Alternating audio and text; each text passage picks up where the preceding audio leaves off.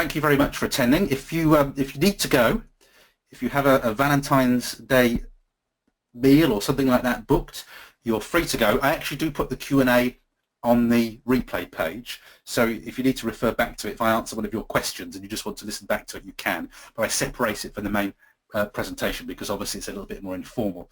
So let me just pop my webcam up here, prepare for a shock, and I'm just going to, as you see me looking to the side on your screens, it's basically because I've got two screens on my PC here and I'm looking at your questions on a different screen. So actually, if I can move them over here, I don't think you can see them, can you? No. So let me put them on my main screen so I'm looking at you. So I'm going to go through the questions now. Right, let me just go through and see what we've got. So Karen, thank you. We'll use your little testimonial there. Thank you. Lorna, not a question for tonight, but I'll tell you what, Lorna, what I'll do is I'll answer the Twitters first and then get to the Facebooks, if I may. Chrissy, I answered your question about does the pinned Twitter post stay forever or does it go? You can change a handle, Mike, Twitter handle. You don't lose followers when you change a Twitter handle. Just remember, though, that what I said about if you're on printed, you've got to change any links on your website because the link changes when you change your handle. And if you've got printed matter, you need to think really hard about it. Chrissy, you've put, do you hashtag Cumbria, hashtag UK? To be honest with you, those are pretty meaningless hashtags. They're too general. See, if I were a hotel in Cumbria, I would use hashtag Cumbria. So if you know, people from Japan, the States, people from all over the country, if they were coming to visit my hotel, then hashtag Cumbria would be a relevant hashtag to use. I think hashtag UK is probably fairly generic unless you're an international organisation, but definitely if I was a hotel or a visitor attraction at the lakes, I would be using hashtag Cumbria, you know, hashtag Ulverston, hashtag Barrow-in-Furness. I would be using those hashtags to define myself geographically. But it depends what the business is. But if you're tourism, absolutely. And if you have a lot of foreign visitors, then hashtag UK, yes. It really just depends on the business. But what you shouldn't use is hashtagged in a scattergun way. You know, don't just use a zillion hashtags hoping that you'll somehow hit people. Try and use a bit of focus way. And the other great way, by the way, is, you know, if you are in tourism, for instance, have a look at what the you know, the big boys and girls are doing. Look at what the big players are doing, and look at what hashtags other people are using, and copy them. Just use the hashtags. I call it go for the low-hanging fruit. You know, look at what other people are doing in your industry and copy them. That's all I did with my author stuff. Chrissy, you can keep your avatar as your branded logo if you want. I know some people are very shy and they don't want their image going, but it really just depends on the business. You see, if you, in my day job, in my self-employed work, you're going to be dealing with me. I'm going to be doing a webinar. You're going to be at one of my training sessions. So it's completely appropriate, therefore, that I have my mugshot on my branding, because what I want you to do is, at a networking event, I want you to recognize me from my Twitter profile. So, oh, hi, you're Paul, I've seen you on Twitter, and come and introduce yourself. Whereas if you're more, you know, a generic business where it's not so much about you, it's more about the service you provide, then it's fine to have a logo. Just make it work for you in the best way, I think. Lorna is saying I use Buffer for Facebook, Twitter, and Instagram. Should I be posting the same picture at the time? You should mix them up, Lorna. Always mix. Mix. There is a shuffle feature in Buffer, so use the shuffle feature. Usually what I do is I will post for a week ahead and then I will shuffle it so that they all go out at different times. If you followed me on social media, you'd think I was on social media at every hour of the day, because I'm constantly posting different posts on different channels. In actual fact, I'm not. I've just shuffled them all up, so you'll see different posts at different times. But across all the channels, it's the same set of posts. So I'm just randomizing it all the time, because the more random it looks, the better. Now, when would you not do that? You know, if you were doing a tweet, for instance, about your special event starting, you know, for instance, I've just started a training session, I take a photo of everybody waving at the camera, and I was tweeting it and putting it on Facebook saying, I'm just about to start my Facebook training event at Mintworks in Kendal. You know, that would go now because it's a live update. But any generic updates, I would always mix them up, personally. Always add images, Chrissy. Always add images whenever you can. That's the general rule of social media. Because if you think about it, we don't really like words very much. So generally the image will get the attention, and then the words will get the detail once we've got their attention. So try and use images as much as you can. They get much better engagement across social media. Emma, I think I've answered this question. I prefer Buffer over TweetDeck and Hootsuite. Every now and then I upgrade Hootsuite, but I just don't like, if you were watching my Buffer account, I schedule way ahead in Buffer, and for my tastes, Hootsuite and TweetDeck, they're okay for maybe 1 or 2 schedules, but they're not good for scheduling way ahead. When you're getting maybe 20 tweets ahead, you know, for 3 weeks ahead, I think they've got pretty confusing interfaces. I think it's much clearer and controllable in Buffer, so I much prefer to use Buffer. Hello Annie, nice to see you again. I've done a poll on at Invita Learning and voted from at Annie Weir Author. Where do I find the results of my poll? Let's have a look. They should be actually within the post, Annie. That's where the results should be. Let me just tell you what. If you could all, who have we got? We've got plenty of people. If you could just go to, we better put it on my. I don't want to get in trouble at the chamber, so we better put it on my feed. Let's just do a quick poll, and then I'll delete it. So if we go to my, so if you can go to @PaulTeague UK, just do a search for Paul Teague UK in Twitter, and you should find me. Let's put a poll up, Annie, and you can see it on the screen. So, what is your favourite Twitter tool? I'll just do a poll that doesn't look too bad on my feed. So, Hootsuite, Buffer, TweetDeck. At least people on my feed won't then think I'm mad when I post this. TweetDeck and other. Okay, so if I just tweet that now, and can you see what I'm seeing on my screen now? If you could vote on there, so that's @PaulTeague UK. Let me just send you the link in the feed so that you don't have to go hunting for it if you're struggling to find that. Let me put that in the feed right now. Okay. And let's go and have a look at that poll. So hopefully we've got some votes on that poll.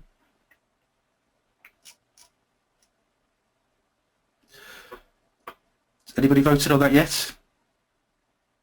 I could do with a vote just so we can see the results.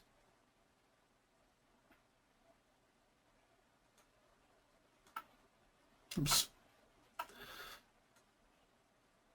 Just send me a message to say you voted if you would. I know when I'm looking for my I know when I'm looking then what I'm looking for.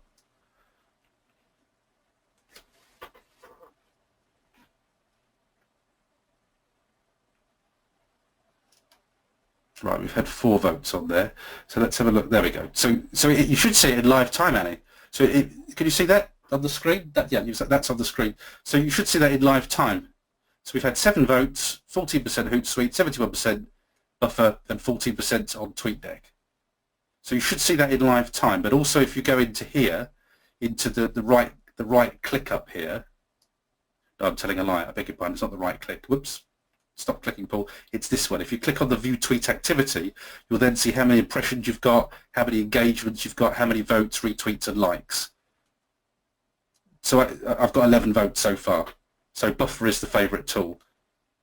Then we can retweet that and do various things with it. So you should see it in live time, Annie. So my guess is if you're not seeing anything, you might not have any votes on it just yet. So hopefully that answers that question. Let's have a look. Lorna, I've got 1,600 followers on my doggy page. I guess about 50% of those followers are potential customers.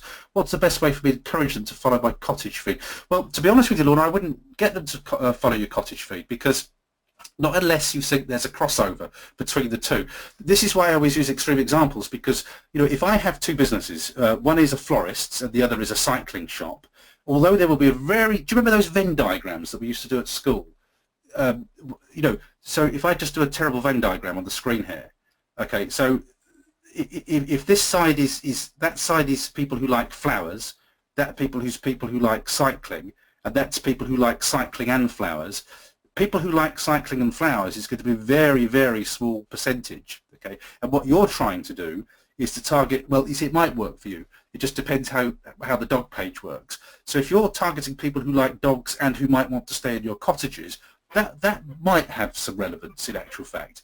But people who like cycles and flowers, well, really, we're kind of, well, we're barking up the wrong tree, aren't we, Laura? We're talking about dogs here. So the thing is, I think if you're cross-promoting, they've got to have some kind of resonance with the audience. If it doesn't have resonance with the audience, then I think basically you're better off dealing with the two of them separately. Because it's like, if I like cycles, I don't want to hear about flowers. I'm not interested. And if you keep bombarding me with flower messages, I'm going to disconnect from your page about cycling. So you've got to make sure that the message is hitting the right audience. Otherwise, you're just going to annoy your audience.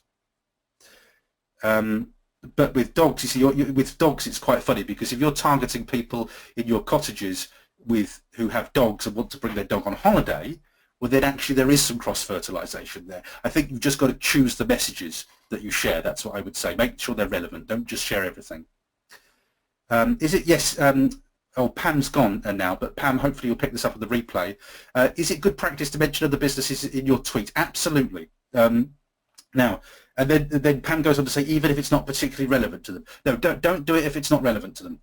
I call this a shout-out. So if I were, for instance, going to say, here's a good example of a shout-out, actually. Let me just remove my pen. Here's a really good example of a shout-out. So Annie and I are both, let me just, sorry, I'll get rid of all this vandalism on the screen. There we go. So Annie and I are both advisors for Cumbria Chamber of Commerce. And Annie asked me to do this, this particular survey. So here's a really good example of this. If I said to Annie, hi, at Annie, where are we? Annie, we're author. Annie, let's go for Invita Learning. So if I say, hi, Annie, here is that poll we were discussing. That's a shout out, because when I tweet that now, our various followers are going to see that. But because I've got on my personal Twitter feed 4,200 followers, what that is that's almost like me doing a hat tip to Annie by saying to my followers, here's Annie, here's somebody I'm connected to, this is somebody else that you might want to connect to. Now, of course, 4,000 of my followers aren't going to start following Annie, but it's a way of what I call spreading the love. It's a great way to spread the love. But you should also always do it when it's relevant. Don't do it to spam people, just to try and ride on their coattails. But it's a great thing to do. If you work with people or businesses, it's great to mention them in your tweets, to big them up, to spread the love, because the world's big enough for us all to help each other in business. So yes, you should do it, but no, don't spam. That's the answer to that question. Okay, where are we? Gwen is saying 5 tweets a day. Does that include retweets? No, it doesn't, Gwen. So that's 5 original tweets. Don't massively over retweet. Keep it relevant for your audience. Don't retweet for the sake of it. But again, retweeting is a way of spreading the love. It's a great thing to do with your clients, with people that you work with, because it helps them. We can all help each other build our Twitter followings. Now, clearly, you might not do it with a direct competitor. If you're 2 florists on the same street, that might just be a little bit too close to comfort to sort of, to help that person. But I always think that on social media, we need to be, encouraging, nurturing, helping other businesses. It's something I try to do with the chamber feed, to share businesses, to like businesses, to try and big them up, to help people to discover them. Have you seen all these stats? Best times to tweet. Nick, best times to tweet.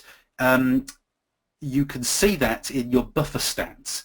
The other thing about best times to tweet is that it varies for your business. It depends what your business is. So if you're I know I use extreme examples, but if you have a Twitter feed for people who only work at weekends and can't get to computers at weekends, then clearly it would be pointless tweeting at the weekends because they're not going to see it. They're going to see your tweets in the weekdays. That's a ridiculous example, but the point I'm making is if you work night shifts, then you might be close to a computer and sleeping during the day. So if you're tweeting to night shift workers, you might be better off tweeting after midnight rather than tweeting at 8 o'clock in the morning. So it's different for every industry, what I would recommend that you do is you run campaigns. If time slots are relevant to you, then run campaigns. So say for a week, I'm going to prioritize my tweets in between the hours of 9 and midday. And then for the next week, we're going to prioritize tweets between midday and 3. So go for sort of day parts, if you want. I call them day parts.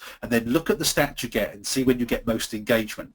But if you're not organized about this, if you just tweet everywhere which way, you're probably not going to know. Or you're going to have to pay for a third-party tool that will tell you this stuff. But to do it for free and very quickly, just have campaigns. So say this week I'm tweeting between 9 and 12, next week we'll tweet mainly between 3 and 6, and then I will compare the results and see if I got more interaction at different times of the day.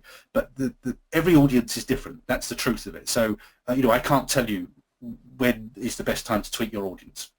You'll need to find that out, and the best way to find it out is through testing. Nick says, do I use anything to monitor tweets in Cumbria? Yes, I do. I use Hootsuite, and I use Hootsuite to monitor tweets. So I monitor my Cumbrian contacts here. And the other thing, if you're a Cumbrian business, and again this is spreading the love here, I'm going to big up hashtag Cumbria Hour. If you are a Cumbrian business and you want to connect with other Cumbrian businesses, at the moment, hashtag Cumbria Hour is the best place to do it. It's what's called a weekly tweet up, and it's where all the many Cumbrian businesses go. So you could I monitor the hashtag in Hootsuite. I'm not usually there live, but what this allows me to do, this is like a repeat. I can replay it. I can see all the conversations that were taking place. And why I use it is I use it to find people in Cumbria I'm not connected to already, and I connect to them. I follow them and make sure I'm following kind of all the movers and shakers and the people who are active on Twitter. It's a great way of finding people in your industry. So if you take one thing from this presentation today, look for the hashtag Cumbria Hour and look for Cumbrian businesses to connect to. I think that, so far, unless anybody's got anything else that they can recommend, that's the single best tip I can give you for finding Cumbrian businesses. Okay.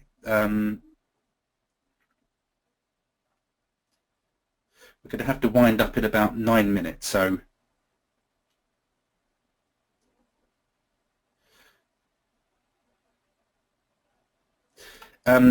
just to answer Nick's question, Nick's left us now, but hopefully you might catch this on the replay, Nick. Another thing that I love to use, when I was a journalist at the BBC, we used to use this a lot. Twitterful is what we used to use. So if I just show you Twitterful on my screen, which I think you're seeing now, I'm going to have to sign in with Twitter. If I just look for Cumbria here and click add, what Twitterful does, oh, sorry, it's not going to let me, I'm going to have to go, what's the best thing to do? Yeah, I've just put it in the wrong section, sorry, Cumbria,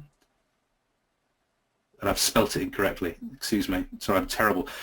If I look for Cumbria here and click add, I've spelt it correctly now. What Twitterful will do, it will then give me a live stream of people who use the keyword Cumbria. Now, I used to use this as a journalist, so if I give you an example, when I was working for BBC Radio Cumbria, somebody rang in once and said, oh, we had an earth tremor in South Cumbria. So what we used to do as journalists is we would search for key phrases like South Cumbria, Barrow, Ulverston, and very quickly this would collate the tweets that we wanted, so we could find out where the issue was. We could ring the seismology people and say, was there, indeed an earth tremor in the area, and then we could start.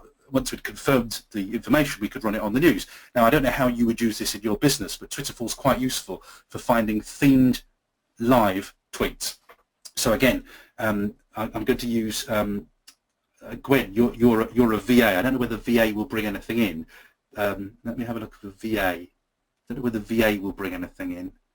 Might have to put something like let's try virtual assistant. Virtual assistant, there we go, add, let's get rid of VA, let's see if that's bringing anything in. Valentine's assistant, yeah, virtual assistant, you see this is bringing a feed in then, a live feed as people tweet, it's bringing a live feed in. So it's quite good for news in actual fact, again it's a really good news thing, but it's a great way of just finding live tweets. That's twitterful.com, that one. Oh, sorry, that's my mugshot on that, let's get rid of that so we don't frighten any of the animals. What else have we got? Is it better to follow all who follow you? Okay, Gwenda, thank you for that. That's a really good point. And interestingly, Gwenda, because you run a bookshop, I will show you my feed. So this is what I do usually once a day with a cup of tea after tea. Can you see I've got notifications here? This is what I go through. So I look at my notifications. I hold my cursor over people's avatars there, and you'll see actually that people who are retweeting me, I'm already connected to. Andrew, I'm surprised I'm not connected to you on Twitter. We ought to be. I will follow people who I'm then interested in, and Andrew's a local business. And in actual fact, what I would also do is, and I didn't get a chance to show you lists today, I add people to lists. So Andrew is going on my Cumbrian contacts list. I have two lots of lists. I have private lists, which are just, there's nothing private about them, nothing personal about them, but they are for my use, so that I can very quickly get to my Cumbrian contacts. And I have public lists, which people like you, if you go and look at my Twitter profile, you will be able to access. So Gwenda, if you go to my Twitter profile at Paulteen UK, you will be able to see all the writers and authors on my writing list. So Andrew, I've just added you. I'm surprised we're not connected because we're connected elsewhere. But if you go to my lists then, let's go back to my profile. In my lists, obviously you can see I can see all of my lists, but you can't see all of my lists. If you then go to my writing list, it's probably the best one to show you because this is the one I use most regularly. I've got a whole collection of people that I follow who are writers or involved in the writing industry. And this, Gwenda, is what I would do, from the point of view of a bookshop, is create a list of famous authors, create a book of local writers, and make those lists public, and then you provide a service for your customers. Now you're asking, do you follow everybody? No, I don't. So when I follow people, if they've got the egg-headed, if they haven't got a proper profile, then I tend not to follow them back. If there is some resonance between us, so I'll follow most people, to be honest with you, but I generally want there to be some resonance. Why are they following me? Are they following me because they're interested in me? Are they a Cumbrian business? I'm generally looking for some sort of connection. The people I won't follow are people who frankly just look like they're selling double glazing all the time. They're kind of spammy people. I block people who are putting unsuitable content on their feed. That they would get an instant block. So I'll take care not to do it. So if I was Mike, I'm not going to block you. I'm going to like you. But if I was going to Mike's feed here, and Mike is not putting unsuitable content, I hasten to add. But if I wanted to block Mike, I could click block just there. So if he was posting unsuitable content, I could block him, and he won't see my tweets, and I won't see him ever again. So I also block people. I have a very big block list because you need to run your profile, in a responsible way. I don't want rubbish and spam and unsuitable photos in my feed, so I'm merciless. If you post something that's offensive, you're out, and I never see you again. So I click. So for Mike, I would click follow. Mike is in Cumbria, so Mike, you're going to get added to my list of Cumbrian contacts, and this is what I do with all the new contacts. So I don't auto follow because in the past I have actually followed more people. I've been on since 2009, so I used to have many more followers and many more people following me. But the more fussy I am about who I follow, the more value I get out of Twitter, and I'm getting immense value out of it these days because I'm more fussy about who I follow. Andrew says, what's the benefit to buffer over Hootsuite? I use Hootsuite frankly to organize Twitter, Andrew. Like you can see here, this is how I use Hootsuite. So I monitor what my Cumbrian contacts are saying, what my writing contacts are saying. I monitor my mentions. I've got my direct messages in there. I use it to contact authors for my podcast. I monitor my retweets. I monitor my new followers. There's Mike, who's in my new followers there, and Synergia Coaching. I monitor my own tweets because I auto-post just to make sure I haven't made any spelling mistakes or anything like that. I monitor Cumbria Hour because I get immense value from monitoring that. It allows me to connect to new businesses. I monitor my own podcast hashtag, and then and some other things that I monitor there. So, when you look at Twitter as a feed, it's bedlam. I can't keep up with it. So using Hootsuite makes Twitter make more sense as a reader, but I use Buffer to schedule my own tweets. I do use them very, very differently. And yes, I'm afraid you probably do need both. Although Hootsuite will replicate what Buffer does, it doesn't do it as well, I'm afraid. So sorry about that. Okay. I think we are out of time. Yeah, we are out of time. So I'm going to have to wind this up. Thank you very much. Thank you very, very much. I've got one last question from Lorna. There are lots of people in Cumbria who are my potential customer visitors. I'm in Cumbria. My product isn't. Should I connect? I think it's in travel distance from Cumbria, isn't it, Lorna? With cottages, I always say, you know, would I drive up there for the weekend or would I go there for half term? So if you are, then I think you're Scotland, aren't you? You're Southern Scotland or something. So so yes, the important thing is, Lorna, that you don't go on to Cumbria Hour and spam it. You don't say, hi everybody, book my cottage, book my cottage, book my cottage. What you do is you take part in the conversation on Cumbria Hour, and people, when they will come to look at you, let me show you what I do. You know, when I'm, so say Andrew had just posted in Cumbria Hour, I hold my cursor over his name to see who he is. You could probably do, frankly, Andrew, I hope you've learned a lesson with Canva here. You could do with a better picture on there. Sorry to single you out, but that your picture doesn't tell me anything about what you do, and you've chopped off the head. So I hope you're good to use Canva to get a better illustration on there. Let's have a look at Best of Cumbria. Now, Best of Cumbria, see, that's good. So Best of Cumbria, I've got a logo, I know what you are, I've got a nice picture, and I can see from your description you're a Cumbria network. So what people will do, if you just take part in the conversation in Cumbria Hour, they will look at your, they will look at you, and they will follow you if they see you're a Cumbrian business. But what you absolutely must never do is say, book my cottage, book my cottage, book my cottage. Just take part in the conversation. The rest follows when people check you out. Okay, got to finish. Thank you very much for being with us. We're doing email marketing next week. Really appreciate you being here. And the webinar replay will be sent out to you automatically 24 hours from about now. Thank you for joining us. Hope to see you next week. Bye-bye for now.